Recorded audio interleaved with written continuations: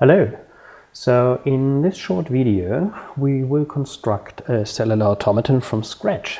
In fact, one of the one-dimensional cellular automatons, the Sierpinski one, that you've already seen when you went through the written materials. Now when I say we will build it from scratch, what I mean is we'll actually code it.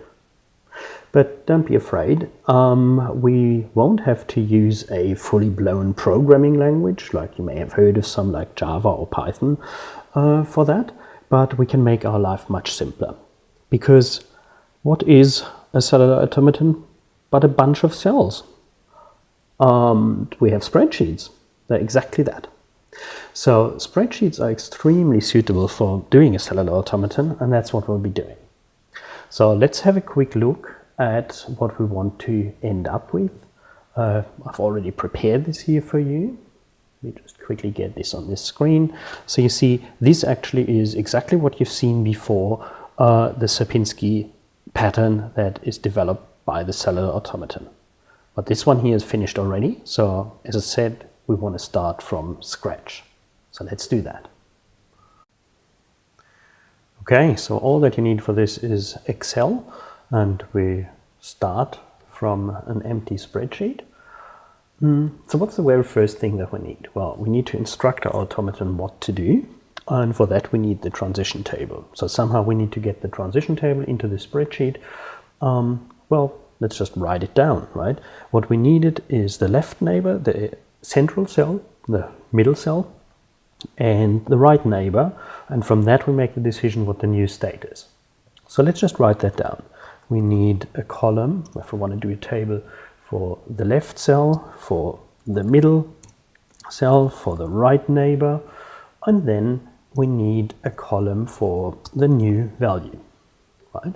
And we just write down all possibilities. So they could all be 0, we could have 0, 0, 1, we could have 0, 1, 0, we could have 0, 1, 1, 1, 0, 0, 1, 0, 1, 1, 1, 0, or 1, 1, 1. Let's quickly check. Do we have all possibilities covered? Yes, I think we do. And now that we have that, we can give the new states, and you may remember that for the Sierpinski automaton, here the value is 0, here the new value is 1, here the new value is 0, and we've got 1, 1, 0, 1, 0. Not quite sure whether we're doing the right thing. You can check that against the written materials. Okay. Now the next thing that we need is, of course, the cells themselves, that automaton, and we will use one row to represent one row of the automaton, equivalent to one time step, and each cell will naturally represent one cell of the automaton. So the first thing, is really simple, is our start condition, and you may remember that we have a number of zeros, then a 1, and then the same number of zeros on the other side. So let's just do that. 0, 0, I'll do 10 of them, doesn't matter how many you do.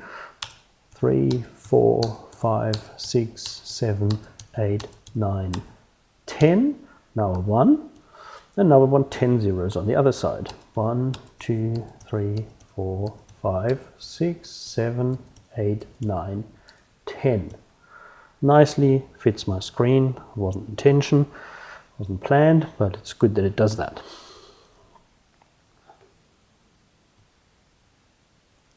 Okay, so just from the numbers it will of course be not that easy to see what our automaton does, so let's give this some color. And Excel does something that's called conditional formatting up here. You may not have seen that yet. So let's use that. That will allow us to give the cell the color depending on what value is in there. So I'll just mark one cell here. I go to conditional formatting, pick highlight cell rules, equal to a particular value. So the goal is to make it one color when it's 0 and another color when it's 1. So we say equal to, cell value equal to 0. We want, are we happy with light red fill with dark red text? Why not? Let's pick that. Okay, now we also need to give it a second rule, because if it's a 1, we want it to be a different color.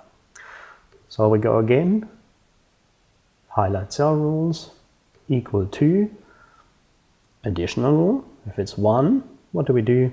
Let's say we do the equivalent in green. Green fill with dark green text. Okay, let's see whether that works. So we enter a 1 now, and it's changed color. We enter a 0, and it's, whoop, that didn't go too well. 0, and it's changed color again. Good. Of course, we don't just want that coloring for the first cell there, so we need to copy it to the other cells. So we mark that cell, we say from edit, copy. We mark all the other cells that we want to copy it to, and we paste it. But make sure that you don't use the normal paste. In Excel, they've got something that called paste special. So we call that paste special, and we only want to paste the formats here, but not the values. Otherwise, we'll override our 0s and 1s. And that's all. Okay. Whoops. So you see they're now all nicely colored. Well, feels like we're quite close already. So what remains is to define how the automaton modifies the cells. We've got the table here from which we can read that off. Let's focus our attention here on that cell K13, the only one in the game so far. What would happen to that? Let's do it manually first. So it has a left neighbor that is 0, it has a right neighbor that is 0, and itself is 1. So this is what we need to look up in the table. 0, 1, 0. See, where is it? 0, 1, 0. Here, that's in row 4. So what we would get as a result is that 0 here. So what we want to do is we want to take the left neighbor, the center cell, and the right neighbor, and we want to look that up in the table. Well, that's 3 lookups. And people who code things are usually lazy. So we want to make our job a little bit easier. So to do that, so that we only have to do a single lookup, we just combine these 3 numbers into 1. And as long as there's no confusion, we can do that in any way. But a very simple way would be to just read them exactly like they're here. They're here. I can read this as 111. I can read this one as 11011. Let's do that. So this means that this cell is the 1s, this cell is the 10s, and this cell is the 100s. So take this cell to calculate that number. And to enter a formula in Excel, you mark the cell, then you type an equal. So we start with this cell plus the 10s, so 10 times this cell here, plus the 100s, so 100 times this cell here. Enter. It's 111. We take that cell and copy it to all the others up here. Yeah, so that worked beautifully, as it would have to. So we've got now one number that we can look up. Let's call this the match value. Doesn't matter what you call it. So if we calculate here the number in the same way for the 2 neighbors and the center cell, then we can just look it up in the table here. Let's do that. So we enter the same thing here. Equals,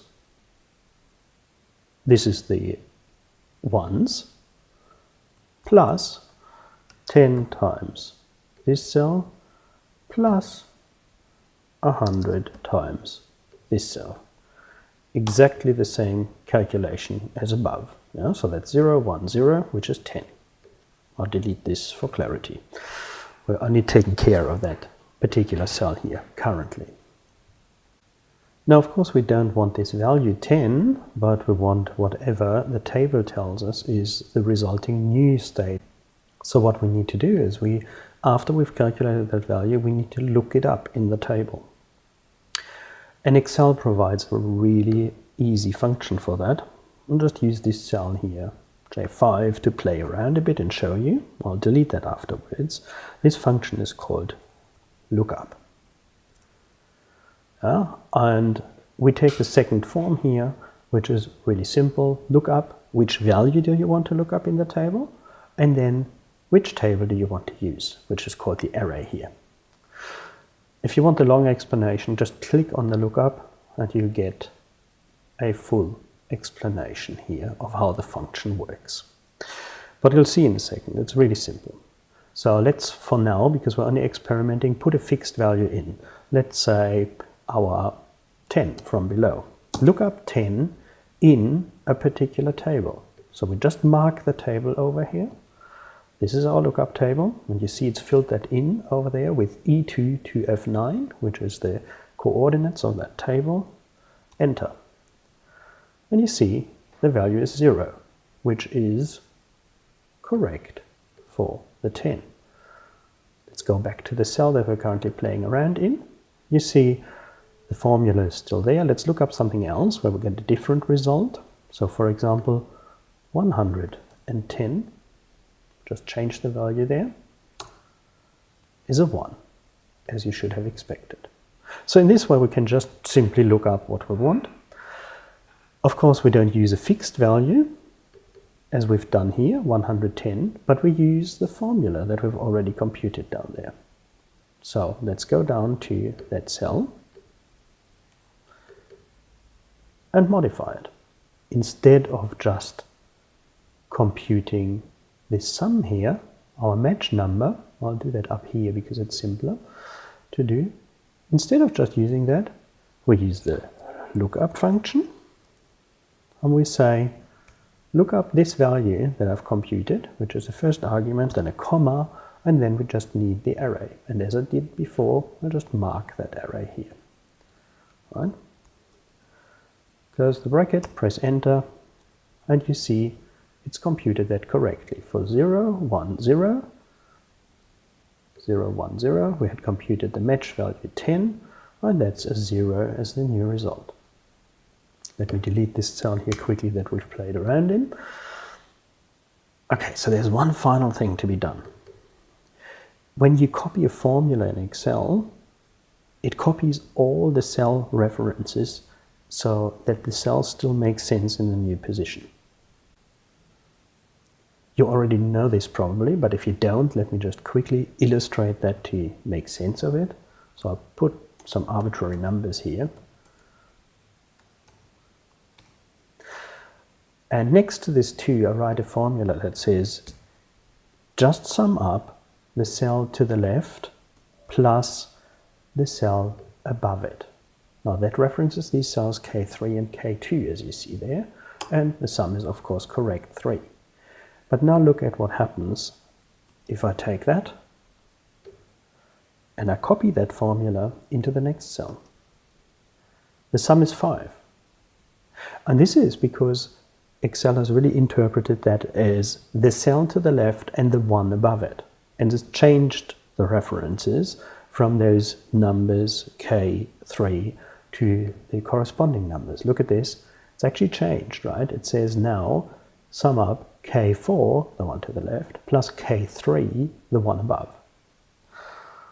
And so again, if I copy that one further down, I will now sum up the 3 and the 5. Yeah, let's look at what the formula is. 3 and 5, K5 and K4. So when you copy a cell into a new position, the references to the other cells get shifted with it. And that's usually really useful, but sometimes, just sometimes, you don't want that, right? So what do you do if you actually want the formula to reference not the cell to the left and the one above, but actually exactly these 2 cells? Well, that's easy to achieve as well. let's start again. We enter the same formula, this one plus this one. And now to indicate that we don't ever want that to change, we just put dollar signs in front of the references. So we say $K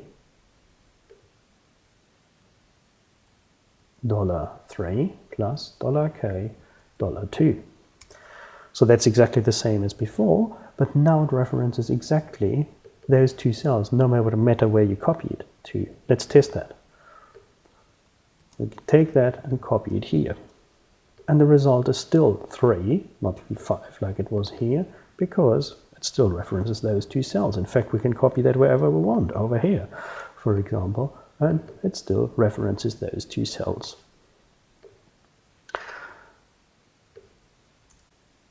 Okay, so why is this important right now? Why did I tell you this? Well, let's see. We had defined here the new state for the cell directly above. Now, let's take that. Obviously, we want to calculate that for all the cells and copy it over, let's say, for starters, just one position to the left. Okay, that didn't work too well, right? There's neither a 0 nor a 1. It says something NEA. Not applicable. Good. Why not? There's even an exclamation mark next to it. Let's look into the cell. What has it done during copying?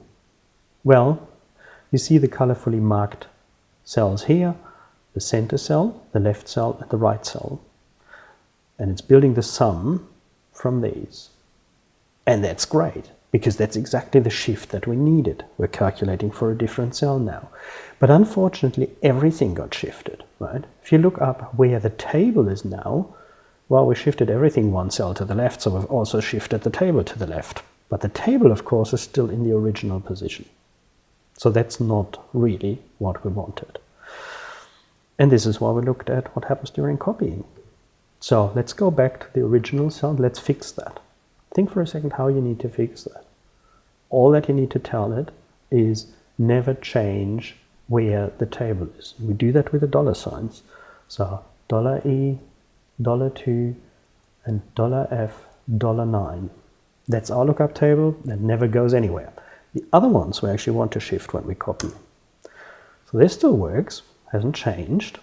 Now we take that and copy it to this side. Has that worked? That's up here.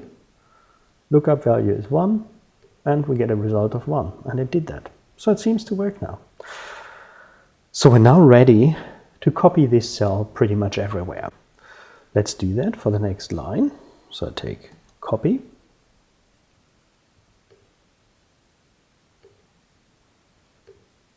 And mark the whole area and paste. Okay, there's only one weird thing happening. Everything seemed fine, but this doesn't look that good. What's happening there? Well, because we always look at the left neighbor, but we're here at the edge of the spreadsheet, we're trying to look outside of the spreadsheet, right? That's why when we copied it over, it now says here, look at this position, ref exclamation mark, doesn't know where to look because it's outside of the spreadsheet. So really, we can't do anything about that. We can only leave this cell here free and not just completely disregard it, or rather, we may want to give a boundary here that never changes. So let's just do that. So we give a boundary of zeros that never changes, that just doesn't have formulas in it, right? And we will want to do the same thing on the left-hand side. So we have our boundary of zeros there as well. But other than that, I think we're fine. Now we also need to take the color coding, of course. Remember how that worked? We copy, but we only copy the format. Rather, we copy, but we only paste the format. And we do that for all our cells that we're looking at. Paste special, formats only, done. Now currently the values are still empty, and therefore they are read by Excel. An empty cell is taken to be a 0, so it's read. The only thing that we need to do to make our automaton complete is to take one of the cells that calculates the next state and copy it everywhere into the next row.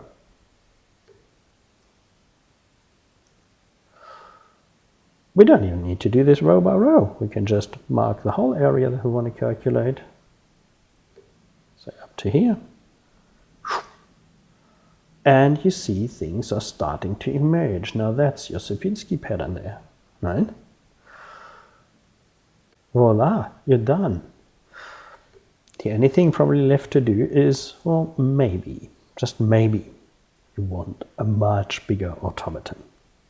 Now, let's quickly do that. All that we need to do is we cut and paste. So the first thing I'll do is I'll get rid of these start cells up here.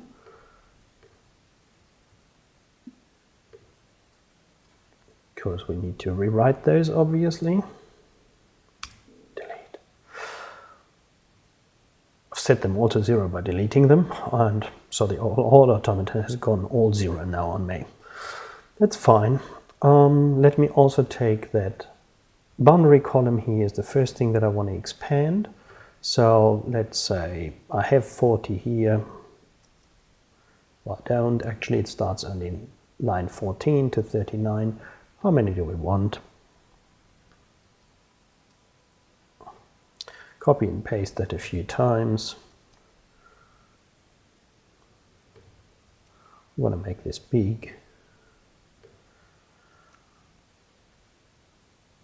And then, of course, I have now from line 14 to 144. Let's take one more. That's 130 lines now.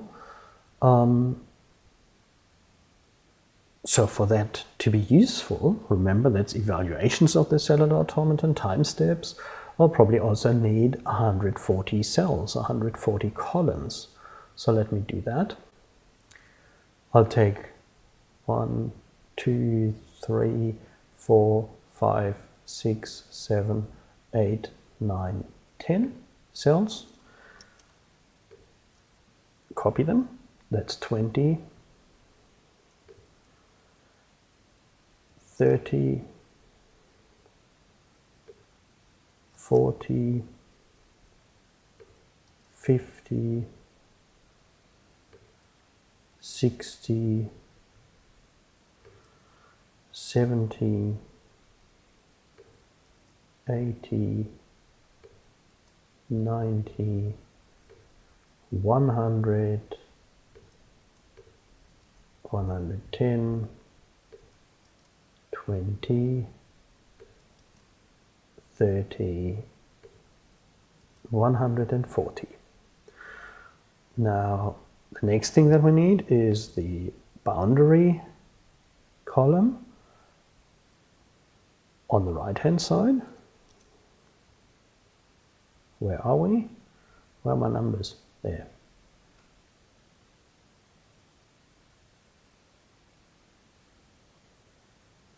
Bit hard to find. Good, boundary column. Right hand side, I'll just copy that in here. That's a fixed boundary column. Now let's go back. Now we need one of these cells, doesn't matter which one. You see they all contain the lookup formula. Take one of these cells and copy them everywhere. Everywhere down to the end. Line 144 and column, where is it? There it is. Column EL, 144 EL. Copy. That seems to take a moment or two.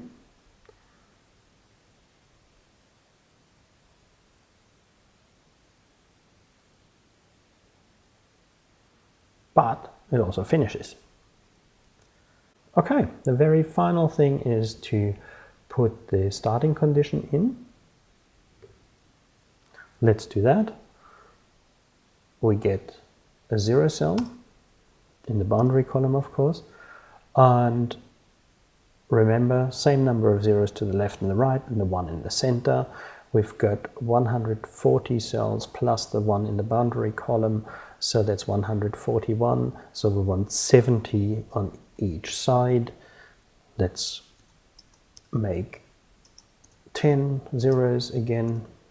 4, 5, 6, 7, 8, 9, 10. Copy them. 20, 30, 40, 50, 60, 70. I'll skip that one in the start cell for now. 10, 20, 30, 40, 50, 60, 70, and that should take us to the end. So let me just copy one more cell there and we are done, except for, of course, we haven't filled in our center cell. So let's fill that one in. Whoops, and you see everything is recalculated straight away.